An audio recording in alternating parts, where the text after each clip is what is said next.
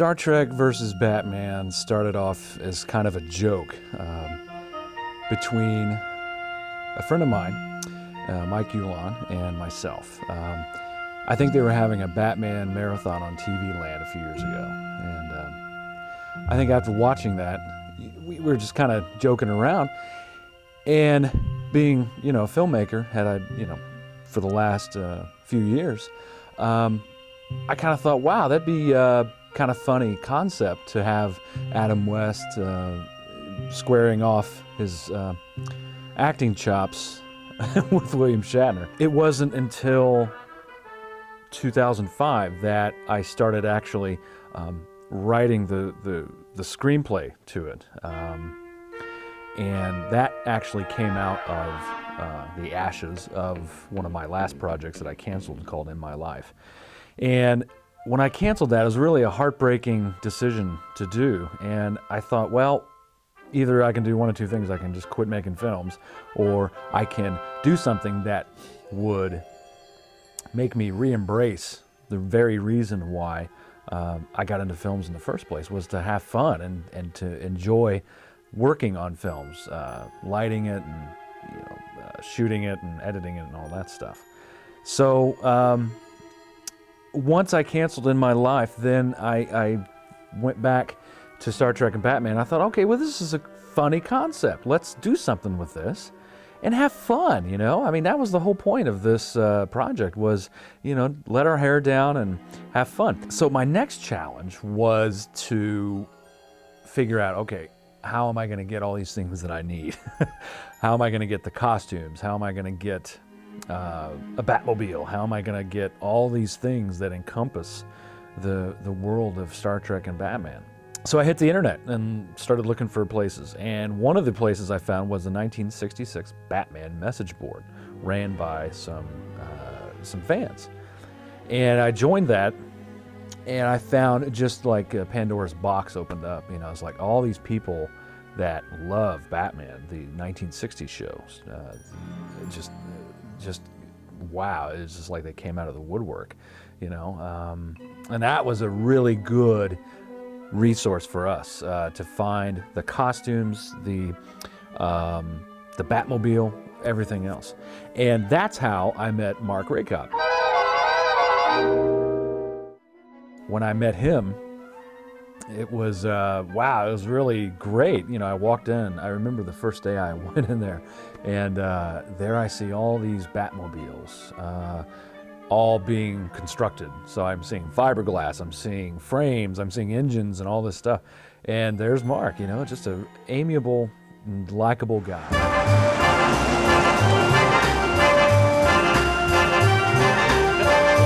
It wasn't until January '06 that I kind of stepped back and I thought, this is the biggest full-scale production I have ever been involved in. Most of my pieces are contemporary pieces, dramas set in present day, where you can, just like this, just shoot in any kind of atmosphere. Well, that you had to create the atmosphere. We had to create these sets. We had to get the Batmobile. We had to, do all these things. Granted, some of the shots were against the city backdrops and everything else, which made it easier. We kind of looked forward to those shoots. But a majority of the sets were, they had to be created. Yeah, this is just rehearsal, so this will be setup 3. Yes. Take 1.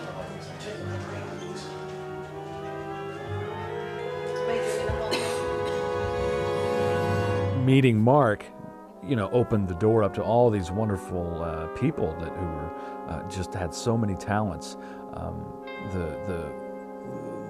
The construction foreman, Brad, the makeup people, the design, and the resources. I mean, it was an extraordinary, Herculean undertaking, and I mean that. It really was. And so when people kind of say, well, fan film or real film or whatever, I just kind of ignored that, because it wasn't a lot of criticism, but it was just pointless to compare fan film or real film. It's like a drama or whatever. I mean, it still takes the same amount of work, the same amount of dedication, passion, and perseverance to get through those. All right, this is Captain Kirk on the set of Star Trek vs. Batman. I am here with Robin, the boy wonder. Due to privacy reasons, I'm not allowed to give his real name, so we'll just call him Robin for now. All right, Robin? You can call me George. George. Well, excuse me, Boy. we're taping here. Boy, George. Excuse me. Sorry. Excuse me. The camera's working fine, thank Well, you. but I'm The camera is working fine. But thank you. Okay. Are we done? The best part had to be, dressing up in the Bat costume and going for a ride in the Batmobile. It was just fantastic. We drove around, downtown Indianapolis and had people just waving and stopping and whipping out their camera phones and trying to take pictures, and just, it was amazing the reaction that we got. People really digged it, and that was a lot of fun.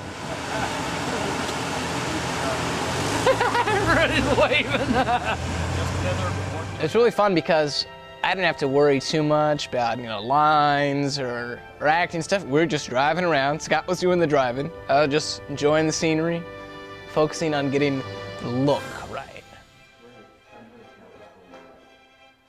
Stand by. One take only, guys. Here we go. Okay, we're in good shape. Spock, Spock, I need you to do more of a defensive posture like this. Okay, here we go. Ready? And action!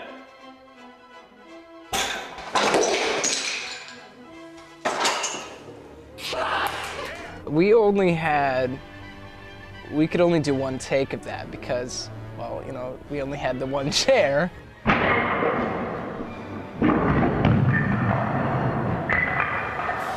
We had probably, I would say, at least 1.5 feet of padding on Leo's back. The sets were amazing. The bridge of the Enterprise,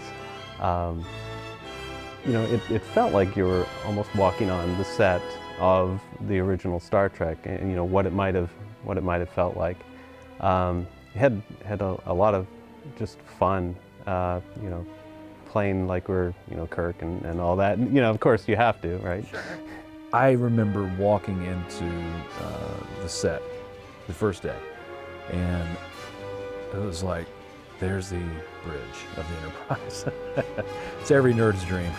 It's my dream. But it was cool. I got in there. I'd seen it being constructed, and I was helping build it too. Cutting and sawing and sanding and all this stuff. But when I got there and saw the paint and all the finishing touches on it, it was wow. It was really cool to see that. The biggest thing for me, though, in the end, is not necessarily having to completely emulate Adam West or be exactly the Batman that people remembered, but the whole point was to make people laugh. And judging from the premiere that we had, I mean, people really loved it, and they laughed at at all the right stuff. It wasn't a case of people laughing at the actors or anything like that. They were laughing with the show and the spirit of the show, and that's really that's all the thanks that you could ask for, really. The cast was extraordinary.